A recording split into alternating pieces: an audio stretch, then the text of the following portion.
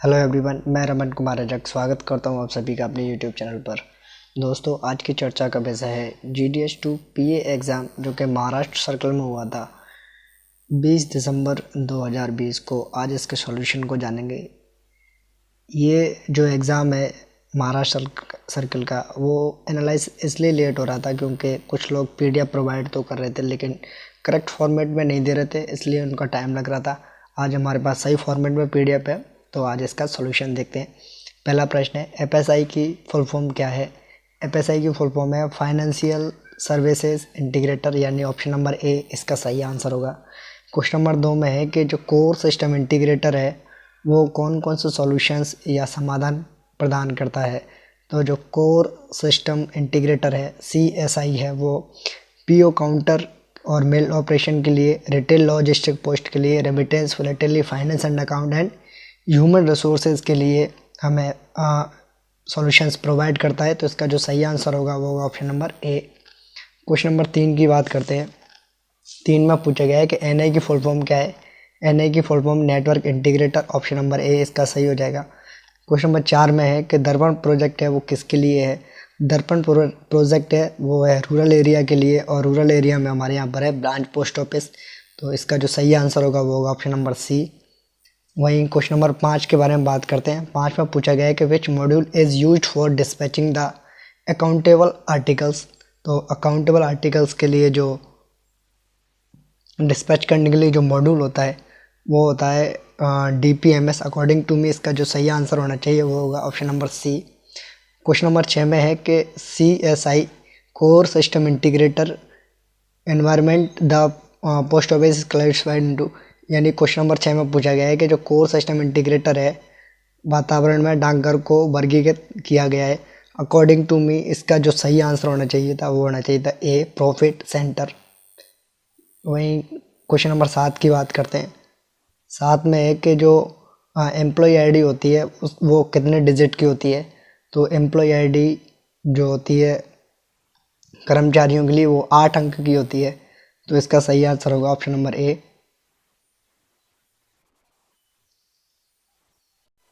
Question number 9 में है कि डिजास्टर रिकवरी सेंटर DRC है वो कहाँ पर स्थित है?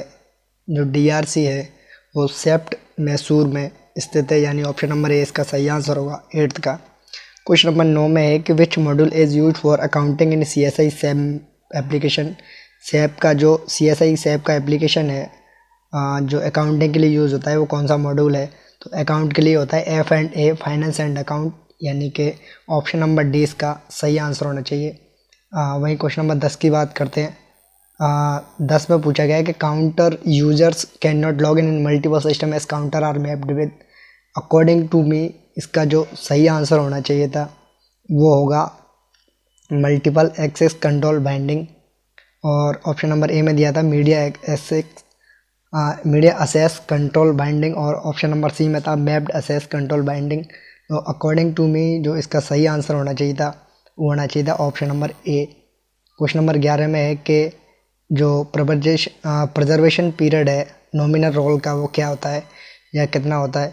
तो preservation period for nominal roll है वो होता है परमानेंट, यानी कि इसे मोस्टली इसको प्रिजर्व ही किया जाता है, इसका परिरक्षण ही किया जाता है। तो ऑप्शन नंबर डी इसका सही आंसर होना चाहिए। क्वेश्चन नंबर 12 में है कि एक BP आर्टिकल है on which intimation has been served and lying in the deposit for 7 days can be retain. एक BP की डाक वस्तु है जिसे सूचना दे दी गई है और 7 दिनों से जमा है, तो उसे कब तक रोका जा सकता है? तो उसको फर्दर 7 दिन के लिए और रोका जा सकता है ऑन पेमेंट ऑफ फीस, यानी कि जो शुल्क लगता है उसको भुगतान करने पर। ऑप्शन नंबर बी इसका सही आंसर होगा। वहीं क्वेश्चन नंबर 13 की बात करते हैं। 13 में है कि पोस्ट मास्टर की जो आदेश पुस्तिका है MS1 है वो कहाँ पर मेंटेन की जाती है? तो पोस्ट मास्टर की जो ऑर्डर बुक है वो बेसिकली हेड पोस्ट ऑफिस में ही मेंटेन की जाती है। ऑप्शन नंबर सी इसका सही आंसर होगा। वहीं ऑर्डर बुक्स हैं वो सभी ऑफिसों में देखने को मिलती है, वैसे सब ऑफिस, ब्रांच ऑफिस और हेड ऑफिस में उनके अलग अलग नाम होते हैं। और 13 का जो सही आंसर होगा वो होगा ऑप्शन नंबर सी। वहीं क्वेश्चन नंबर 14 की बात करते हैं। What are the irregularities which are required to be brought to the notice of the post master by the sub account assistant. According to me इसका सही आंसर होना चाहिए था option number D. Question number 15 की बात करते हैं। 15 में है कि उप डाकघरों में विशेष भाग के माध्यम से प्राप्त नगद राशि के लिए एक रसीद दी जानी चाहिए। इन सब office cash receipt through special carrier are receipt for the sum should be given in. तो एक जो कैरियर की बुक होती है, डायरी होती है, उसमें इस रिसिप्ट को देना चाहिए। अकॉर्डिंग टू मी इसका जो सही आंसर होगा वो होगा option number C. Question number 16 की बात करते हैं। 16 में है कि information from RMS record asked for by the any government officer can be given. इसको स्किप करते हैं। क्वेश्चन नंबर 17 को देखते हैं। 17 में है कि before closing the work of the set for the day the work paper must be examined by. तो जो वर्क पेपर हैं दिन के काम के बाद में जो सेट का काम हो जाता है, उसके बाद में जो वर्क पेपर्स की जांच होती है वो रिकॉर्ड ऑफिसर के द्वारा की जाती है, यानी हेड रिकॉर्ड ऑफिसर इसको जांच करता है। ऑप्शन नंबर सी इसका सही आंसर होगा। वहीं क्वेश्चन नंबर 18 की बात करते हैं। 18 में है कि यदि रविवार को मेल कार्यालय के काउंटर पर एक पंजीकृत डाक वस्तु बुकिंग के लिए दी जाती है तो कैसे बुक की जाएगी। बेसिकली संडे को मोस्टली या फिर जनरली कह सकते हैं RMS में रजिस्टर्ड आर्टिकल को बुक किया जाता है। अगर यहाँ मेल कार्यालय का मतलब RMS है तो इस प्रश्न का जो सही आंसर होना चाहिए था वो होना चाहिए था ऑप्शन नंबर सी, यानी कि इसे सामान्य शुल्क के अतिरिक्त विलम्ब शुल्क के साथ स्वीकार कर लिया जाएगा। यानी कि रजिस्टर्ड बुक तो रजिस्टर्ड तो हो जाएगी कोई आर्टिकल, लेकिन उसके लिए जो फीस है उसके साथ साथ लेट फी भी उसको पे करनी होगी। ऑप्शन नंबर सी इसका सही आंसर होना चाहिए। क्वेश्चन नंबर 19 में है कि live mail survey is carried out in. तो इसका जो सही आंसर होगा वो ऑप्शन नंबर 20 के लाइव मेल सर्वे किया जाता है मासिक तौर से। ऑप्शन नंबर 20 का सही आंसर होगा। क्वेश्चन नंबर 20 है कि the postal directorate D section bill function as the central bank office. Option number A इसका सही आंसर होगा। Option number 21। क्वेश्चन नंबर 21 में पूछा गया है कि जो मशीन फ्रैंक के आर्टिकल है उन्हें लेटर बॉक्स में पोस्ट किया जा सकता है या डाला जा सकता है। ये स्टेटमेंट सही है कि गलत है। तो जो मशीन फ्रैंक्ड आर्टिकल होते हैं उन्हें लेटर बॉक्स पर पोस्ट नहीं कर सकते हैं। तो जो स्टेटमेंट है वो गलत दिया हुआ है, यानी ऑप्शन नंबर 20 का सही आंसर होगा। क्वेश्चन नंबर 22 में है कि पार्सल है, अगर कोई अनरजिस्टर्ड पार्सल है तो उसे कितने वजन तक उसे अपंजीकृत डाक से भेजा जा सकता है। तो कोई पार्सल अगर मैक्सिमम 4 किलोग्राम का है तो उसे पार्सल के रूप में अपंजीकृत डाक यानी अनरजिस्टर्ड पोस्ट से भेजा जा सकता है। ऑप्शन नंबर ए इसका सही आंसर होगा। Question number 23, in which cases registration is compulsory. Registration है यानी जो पंजीकरण है वो अगर कोई पार्सल 4 किलोग्राम से ज़्यादा हो जाता है उसके लिए भी पंजीकरण आवश्यक है। इंश्योर्ड आर्टिकल है या BP आर्टिकल है, इन तीनों केसेस में पंजीकरण आवश्यक हो जाता है, इसलिए ऑप्शन नंबर डी इसका सही आंसर होगा।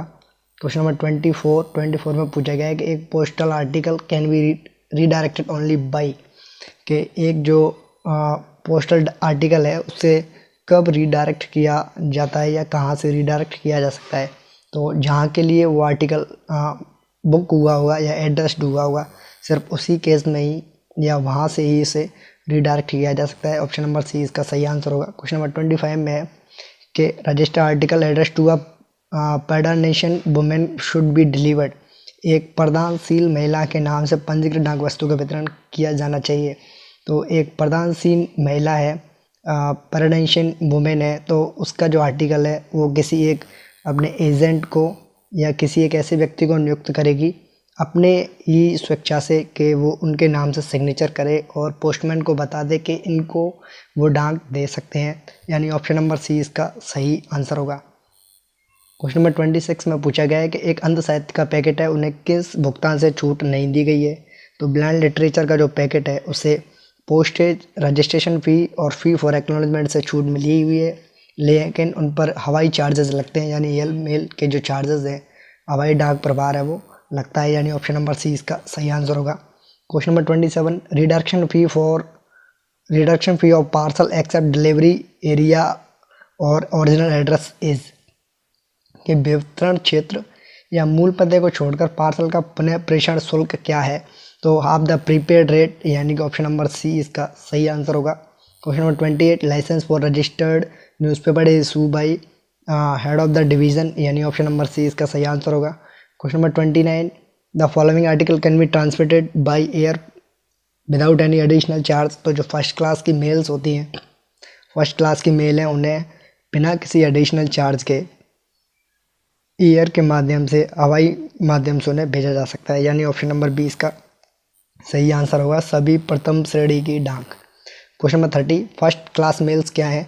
तो फर्स्ट क्लास मेल में आते हैं letters, post card and letter cards. Option number C इसका सही आंसर होगा। Question number 31, the validity period of medical certificate produce for taking PLI और आरपीएलआई पॉलिसी इज। अगर कोई डाक जीवन बीमा या ग्रामीण डाक जीवन बीमा पॉलिसी लेने के लिए प्रस्तुत किए गए चिकित्सा प्रमाण पत्र की वैधता अवधि क्या है? अकॉर्डिंग टू मी इसका जो सही आंसर होना चाहिए था वो होना चाहिए था 3 महीने, यानी कि 90 डेज, 3 महीने के 90 days. Option number B. Question number 32 में है कि what is the maximum advisable amount of loan under PLI RPLI. PLI या आरपीएलआई के अंतर्गत मैक्सिमम कितना अमाउंट लोन ले सकते हैं? तो लोन लेने के लिए जो वैल्यू है 90% ऑफ द सरेंडर वैल्यू, यानी ऑप्शन नंबर बी इसका सही आंसर हो जाएगा। Question number 33, PLI RPLI maturity claim should be settled with in.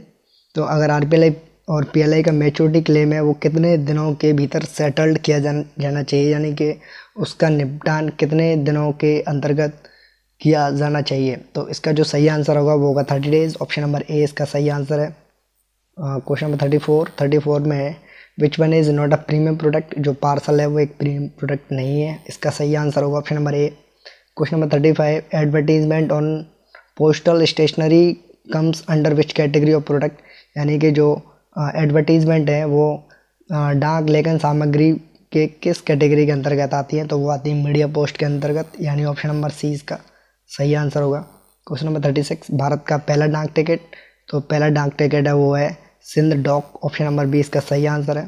Question number 37, RD यानी कि रैकरिंग डिपॉजिट के तहत मैक्सिमम कितने डिफ़ॉल्ट अलाउ है, और वो भी रेगुलर इंटरवल में? तो रेगुलर 4 अगर डिफ़ॉल्ट लग जाते हैं तो उसके बाद जमा करने की अनुमति नहीं होती, यानी ऑप्शन नंबर बी इसका सही आंसर होगा। क्वेश्चन नंबर 38 में है कि SCSS अकाउंट है सीनियर सिटीजन सेविंग स्कीम है, जो SCSS की जो स्कीम है उसके अंतर्गत कितने साल की तो वो खाते की अवधि होती है और उसकी लिमिट क्या है? तो खाते के लिए जो लिमिट है वो है 5 साल, और मैक्सिमम इसमें जमा करने की जो लिमिट है वो है 15 लाख की, यानी कि 38 का सही आंसर ऑप्शन नंबर सी। अब क्वेश्चन नंबर 39 में है कि खाता केवल बालिकाओं के लाभ के लिए खोला जा सकता है, यानी ऐसा कौन सा अकाउंट है जो सिर्फ और सिर्फ गर्ल चाइल्ड को ही बेनिफिट करता है? तो जो SSA स्कीम है उसके अंतर्गत सिर्फ और सिर्फ बच्चियों के खाते ही खोले जाते हैं, गर्ल चाइल्ड के खाते खोले जाते हैं। तो ऑप्शन नंबर 20 का सही आंसर होगा। क्वेश्चन नंबर 40 में है कि जो इंडिया पोस्ट पेमेंट्स बैंक है IPPB है, उसकी टैगलाइन क्या है? उसकी टैगलाइन है आपका बैंक आपके द्वार, यानी ऑप्शन नंबर 20 का सही आंसर हो जाएगा 40 का। क्वेश्चन नंबर 41 में पूछा गया है कि the corresponding inland post services to the printed paper service in the foreign post is. Basically पूछा गया है कि फॉरेन पोस्ट में जो प्रिंटेड पेपर की जो सर्विस है उसके सिमिलर, यानी उसके जैसी ही कौन सी ऐसी सर्विस है जो इनलैंड पोस्ट में है? तो बुक पैकेट जैसी जो सेवा है वो इनलैंड पोस्ट में है, और वही सेवा अगर फॉरेन पोस्ट के माध्यम से बात करें तो प्रिंटेड पेपर की है, यानी ऑप्शन नंबर सी इसका सही आंसर होगा। क्वेश्चन नंबर 42 में है कि BP को छोड़कर article except BP address as postal resident are detained in the post office of delivery for the period not exceeding. यानी कि BP को छोड़कर पोस्टल रेस्टेंटिंग के रूप में भेजी गई डाक वस्तु वितरण डाकघर में रोकी जा सकने की अधिकतम अवधि क्या है? तो इसके लिए जो अधिकतम अवधि है वो है maximum 1 month. Option number C 42 का सही आंसर होगा। क्वेश्चन नंबर 43 में है कि एयरमेल लेटर का जो मैक्सिमम वेट है वो कितना होगा? अकॉर्डिंग टू मी इसका सही answer option number C 2 kilogram. Question number 44, L&C का फुल फॉर्म क्या है फॉरेन पोस्ट मैनुअल में? तो L.C का मीन्स है letter and cards. Option number C इसका सही आंसर होगा। क्वेश्चन नंबर 45, एरोग्राम का वेट कितने से ज़्यादा नहीं होना चाहिए? According to PO guide part 2 इसका जो सही आंसर होगा वो होगा ऑप्शन नंबर ए। 3 ग्राम से ज़्यादा नहीं होना चाहिए था एरोग्राम का वजन। Question number 46, when an insured foreign parcel is redirected from one country to the another. यानी कि जब एक बीमाकृत विदेशी पार्सल को एक देश से दूसरे देश को प्रेषित किया जाता है तो उनके साथ में क्या होता है। तो 46 का जो सही आंसर होगा वो होगा ऑप्शन नंबर सी, कि ऐसे प्रत्येक मामले में एक फ्रेश इंश्योरेंस फ़ी उनको पे करनी होगी। ऑप्शन नंबर सी इसका सही आंसर होगा। 47 में है कि if postal article already booked are detained confiscated according to the law the one who is to take responsibility for it is. यदि पहले से बुक की गई डाक वस्तु को कानून के अनुसार रोक लिया जाता है, जब्त कर लिया जाता है, तो इसके लिए जिसने जिम्मेदारियाँ लेनी चाहिए वह कौन है। तो इसके लिए जो जिम्मेदारियाँ लेने वाला व्यक्ति है, या अकॉर्डिंग टू मी इसका जो सही आंसर होगा वो होगा प्रेषक, सेंडर। ऑप्शन नंबर ए इसका सही आंसर होना चाहिए था 47 का। 48 में पूछा गया है कि इफ़ एन अनपेड और underpaid registered article under foreign post as standard at the counter, यदि विदेश डाक के अधीन कोई अधिक शुल्क या कम शुल्क की पंजीकृत डाक वस्तु काउंटर पर दी जाती है, तो इसका जो सही आंसर होना चाहिए कि अगर कोई अनपेड और अंडरपेड रजिस्टर्ड आर्टिकल है उनको वैसे तो वो की नहीं किया जाता, it can not be registered, यहाँ तक तो एकदम इसका सही आंसर है। एंड रिफ्यूज्ड है ना, ये शब्द पीओ गाइड पार्ट 2 में नहीं दिया गया है, और according to PO guide part 2 के हिसाब से देखते हैं तो इसका जो सही आंसर निकलेगा वो निकलेगा ऑप्शन नंबर डी। लेकिन स्टेटमेंट यहीं पूरा हो जाता है कि it can not be registered. Question number 49 में पूछा गया है the fee for a blind literature packet to be air lifted to the foreign country is. एक अंध साहित्य का पैकेट है, उसे हवाई माध्यम से भेजना है विदेश में, तो उसके लिए जो शुल्क है वो कितना है। उसके लिए जो शुल्क है वो प्रिंटेड पेपर पर जितना एयर सरचार्ज लगता है उसी के बराबर ही लगता है, यानी ऑप्शन नंबर सी इसका सही आंसर होगा। क्वेश्चन नंबर 50 में है कि यूपीयू की फुल फॉर्म क्या है। यूपीयू की फुल फॉर्म है universal postal union. Option number B इसका सही आंसर होगा। अब क्वेश्चन नंबर 51 से देखते हैं। 51 से और 100 तक क्वेश्चंस हैं मैथ्स रीजनिंग और जीके के। आइए उनको देखते हैं। क्वेश्चन नंबर 51 में है कि एक व्यक्ति 160 सेकंड में 800 मीटर की दूरी तय करता है तो उसकी गति क्या है। बेसिकली स्पीड बराबर होता है डिस्टेंस अपॉन टाइम। डिस्टेंस दे रखी है अपने को 800 मीटर और टाइम दे रखा है 160 सेकेंड, तो इसको सॉल्व करने पर आएगा 5 मीटर पर सेकेंड। ऑप्शन नंबर ए 51 का सही आंसर होगा।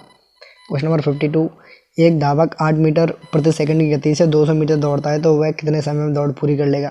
तो स्पीड बराबर डिस्टेंस अपॉन टाइम, तो इसको जब टाइम को सॉल्व करेंगे तो इसका आएगा 25 सेकंड। ऑप्शन नंबर डी इसका सही आंसर होगा। क्वेश्चन नंबर 53 में पूछा गया है कि नेक्स्ट क्या आएगा।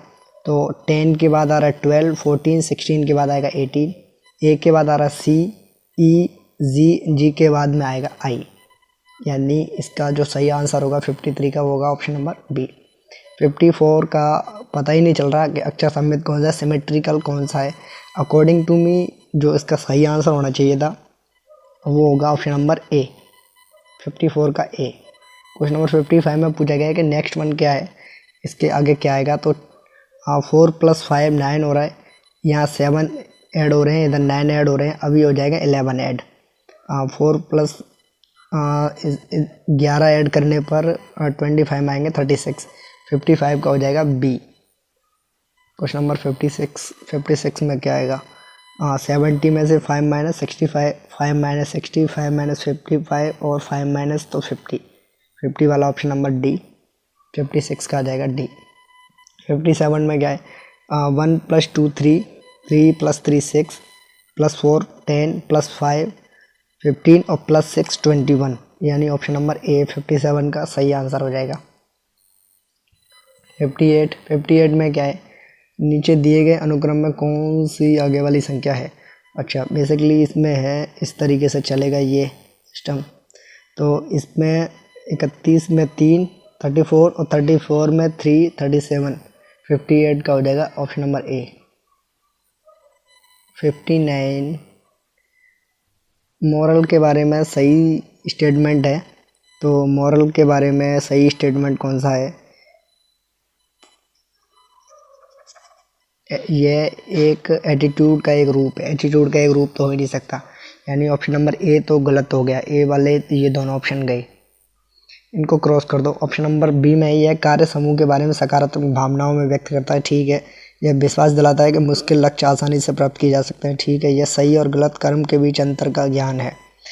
मोरल का डी नंबर लगा सकते हैं। अकॉर्डिंग टू मी इसका सही आंसर होना चाहिए ऑप्शन नंबर डी।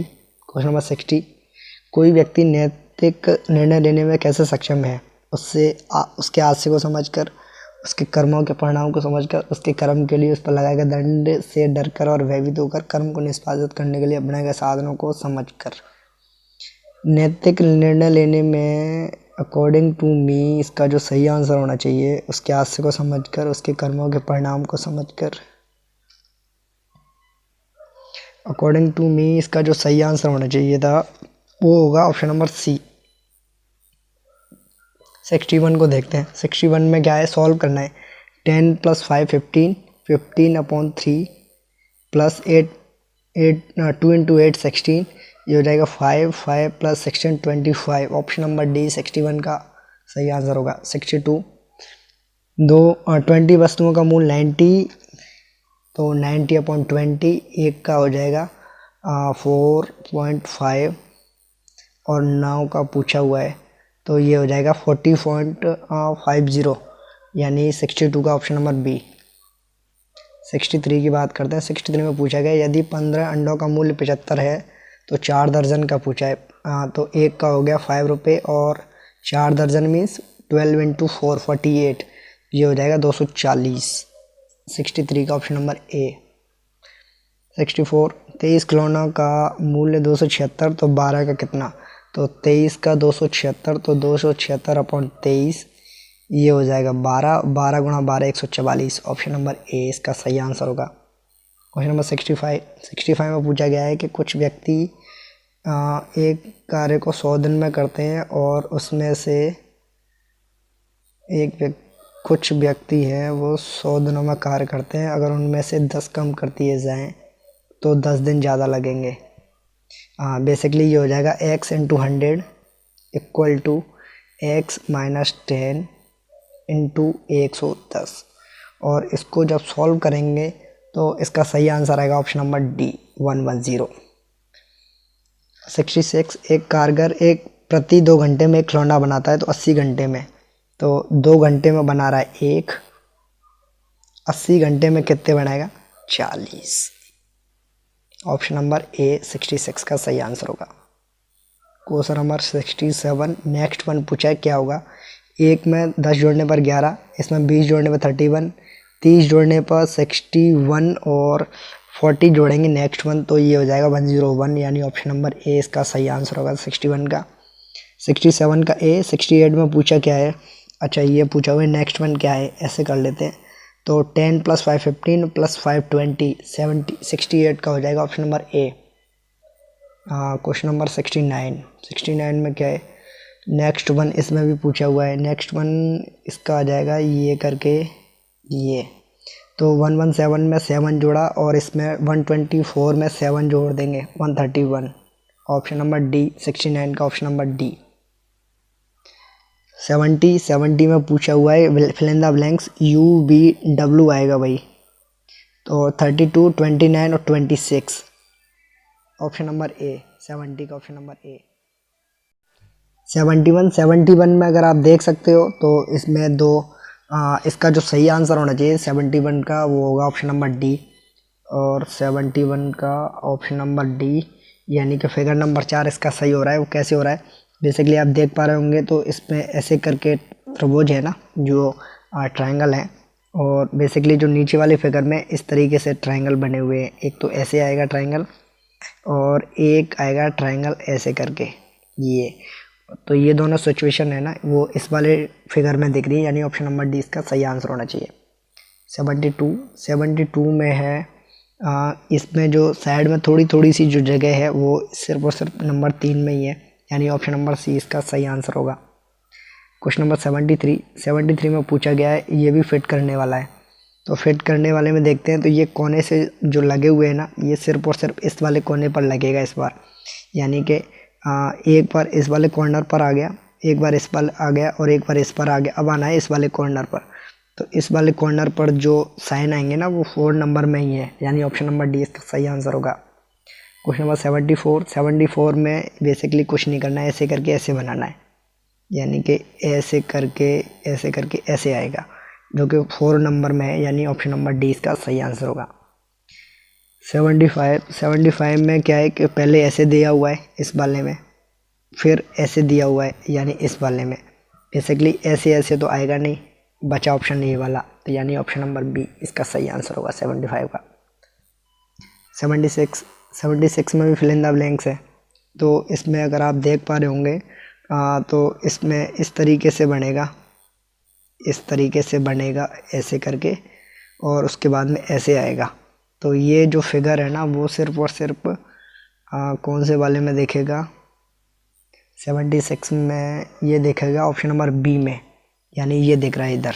हाँ 77 में आगे वाली संख्या लिखनी है। नेक्स्ट वन इसका आएगा ऐसे करके 11, नहीं ऐसे नहीं आएगा, ये आएगा ये वाला, ये करके ये 7 8 9 के बाद आएगा 10, 77 का आएगा ऑप्शन नंबर बी। 78 में है फिल इन द ब्लैंक्स, हाँ बी सी डी ई आएगा, ठीक है। 32 16 में इसका आधा 8 का आधा 4, ऑप्शन नंबर सी 78 का सही हो जाएगा। 79 में 2 इंटू 3 6 प्लस 1 7 7 प्लस 4 11 माइनस 5 6, यानी 79 का ऑप्शन नंबर सी। 80 में पूछा गया 2 इंटू 4 8 और 4 into 2 8 8 into 16 plus 1 17, option number ए 18 का सही आंसर है। क्वेश्चन नंबर 81 में पूछा हुआ है कि 1000 रुपये पर 10 वर्षों के लिए 5% की दर से साधारण ब्याज, ये निकालो भाई। 2 ये गए, एक वाली 0 ये गई, 50 रुपये आएगा। 1000 रुपये पर 10 वर्षों के लिए 5% की ब्याज, नहीं ऐसे नहीं, ये तो ज़्यादा काट दी, एक 0 एक्स्ट्रा कट गई। हाँ बेसिकली आएगा 1000 गुणा 10 गुणा 5/100, 2 0 से ये 2 0 ही जाएंगी बस, ये हुआ 10 10 इंटू 10 100 गुणा 500, ऑप्शन नंबर बी 81 का ऑप्शन नंबर बी। 82 में पूछा गया है कि 2000 रुपये पर 2 वर्षों के लिए और 5% की प्रति माह, तो एक माह की 5 है तो 12 की इंटू 12 कर देंगे, अपॉन कर देंगे 100 से 2 0 जाएंगी, और इसके बाद में इनको मल्टीप्लाई करेंगे तो इसका जो सही आंसर निकलेगा 82 का वो निकलेगा ऑप्शन नंबर ए। 83 में बेसिकली इन सबको जोड़ करके 9 से डिवाइड करना है, और 83 का जो सही आंसर आएगा वो आएगा ऑप्शन नंबर डी। 84 में करना क्या है, ये करना है कि 5 इंटू 50 इसका जो योग होगा 250, और 6 इंटू 5% औसत बढ़ जाएगा, तो ये इसको मल्टीप्लाई करने पर 250 में से माइनस करेंगे तो 80 निकलेगा, यानी 84 का ऑप्शन नंबर बी। 85 में पूछा गया है कि रामू 1800 रुपये में ख़रीदता है तो 10% की हानि, तो ये हो जाएगा 90%, 90/100। इसमें विक्रय मूल्य पूछा है, क्रय मूल्य 1800 हो जाएगा। इसको जब सॉल्व करेंगे तो 18 इंटू 9 162 इंटू 0, यानी कि ऑप्शन नंबर सी इसका सही आंसर निकलेगा। 86 में पूछ रहा है ख़रीदना बेचना देय है, तो क्या पूछ रहा है, हानि। तो बेसिकली 16,000 में से 12,800 घटाने हैं, और उसके बाद में 16,000 में से 12,800 घटा करके उसके बाद इसका क्रय मूल्य 16,000 है, इंटू 100 कर देंगे, और इसको जो सॉल्व करने पर आंसर आएगा वो आएगा ऑप्शन नंबर ए। 87 में बेसिकली पूछा हुआ है कि 12% अगर भुगतान करता है और उसकी सैलरी 75,000 रुपये बन रही है, तो 75,000 का जो 12% बनेगा उसको बेसिकली बस मल्टीप्लाई करना है, और उसका जो सही आंसर निकलेगा 87 का वो निकलेगा ऑप्शन नंबर सी 9,000 रुपये।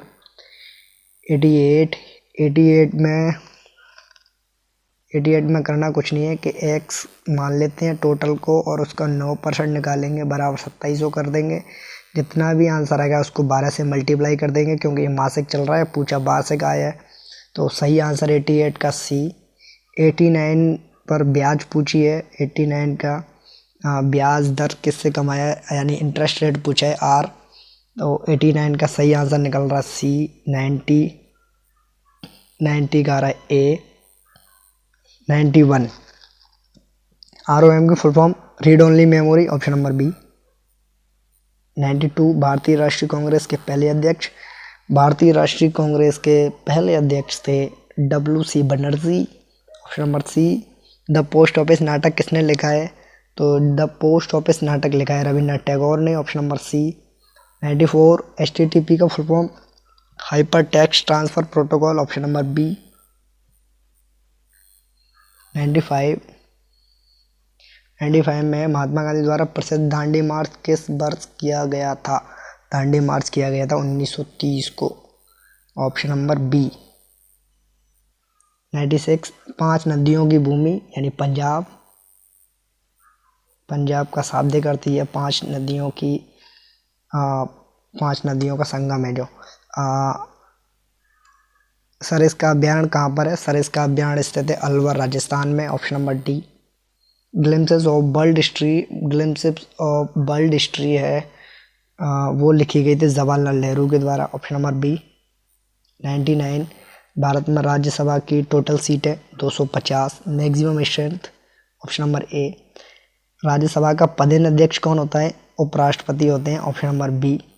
धन्यवाद, ये है एंड इस वीडियो का, और इसी के साथ हो जाते हैं हमारे 100 क्वेश्चंस पूरे।